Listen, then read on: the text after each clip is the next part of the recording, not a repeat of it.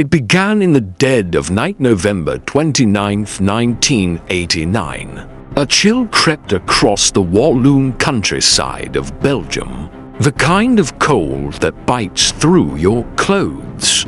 In the small town of Eupen, nestled near the German border, two on-duty police officers were patrolling the quiet streets. A routine shift, nothing out of the ordinary, until they looked up. Hovering above the treetops was a massive, black triangular object, silent, unnervingly still.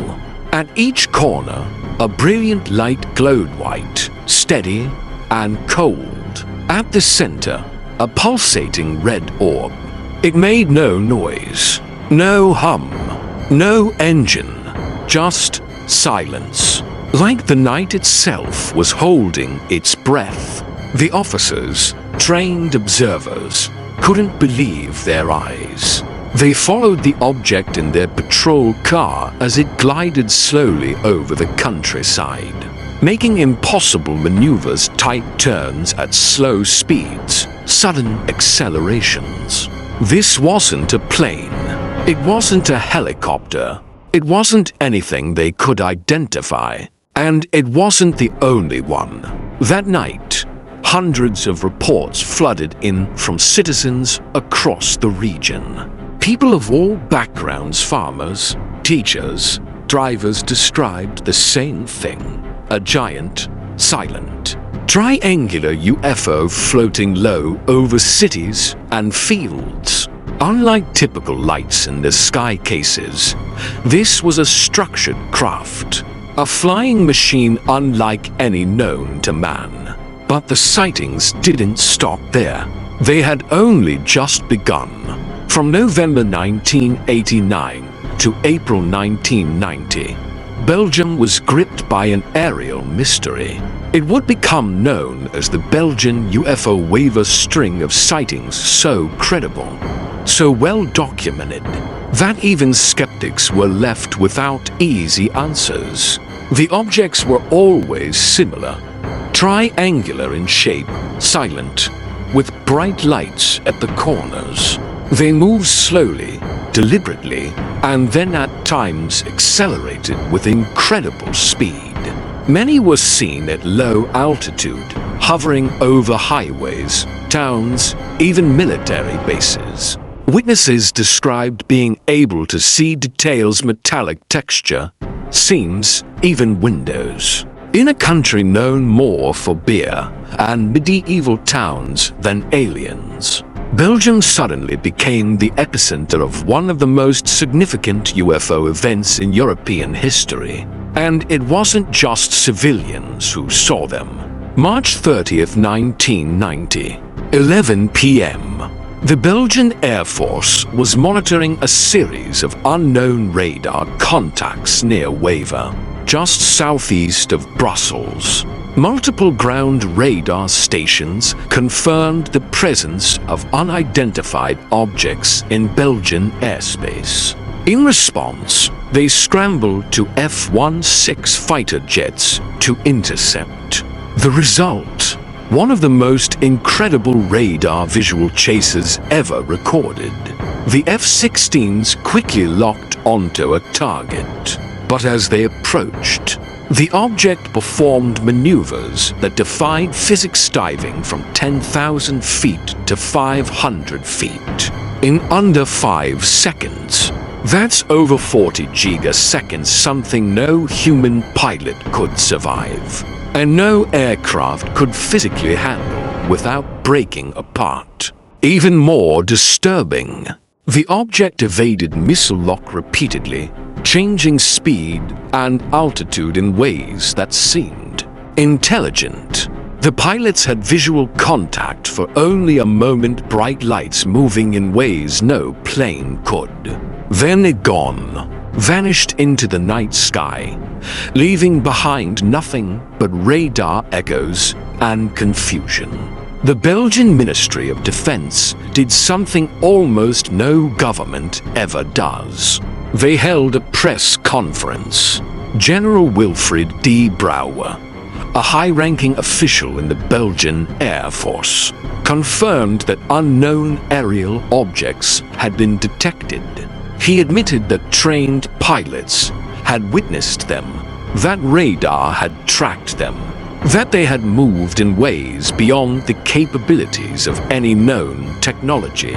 But most importantly, he stated clearly, these were not NATO aircraft, not secret military tests, not known foreign aircraft.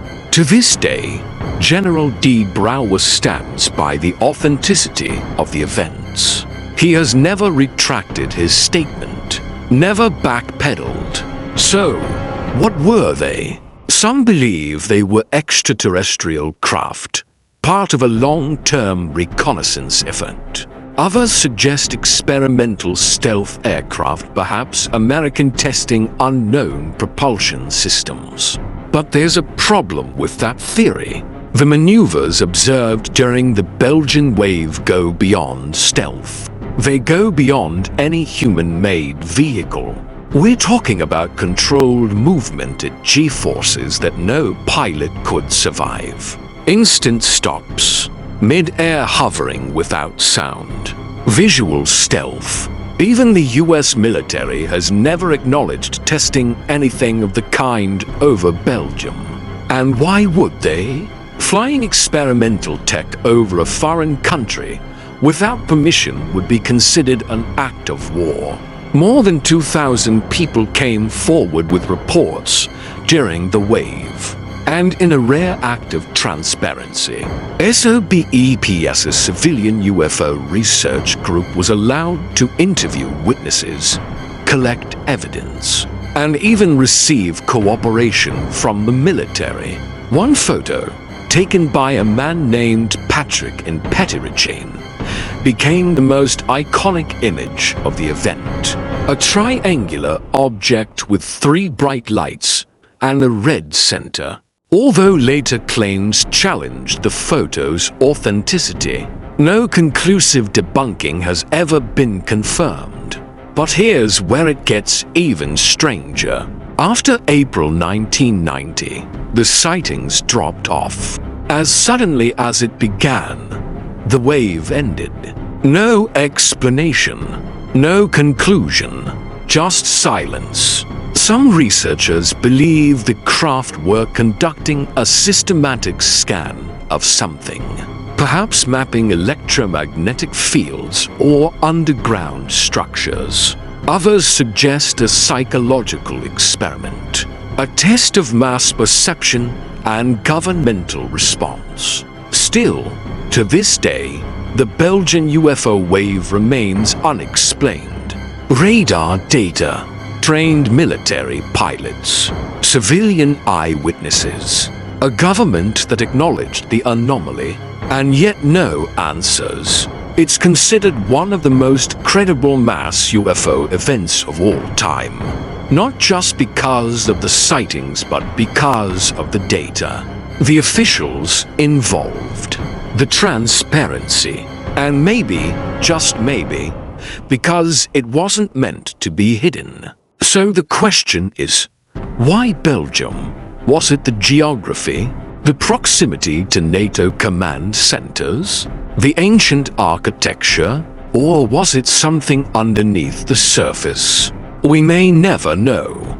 But what's certain is this: something flew over Belgium in 1989 and 1990. Something not from our known inventory of technology. Something that left behind radar trails, terrified pilots, and unanswered questions. And maybe, just maybe, it's still out there, watching, waiting.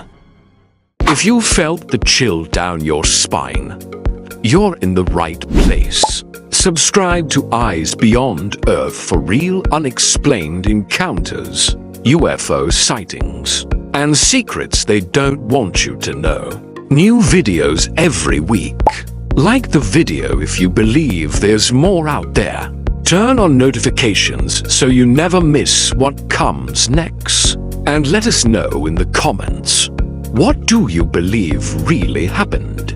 Until then, Keep your eyes open, keep your mind sharp, and always keep looking up.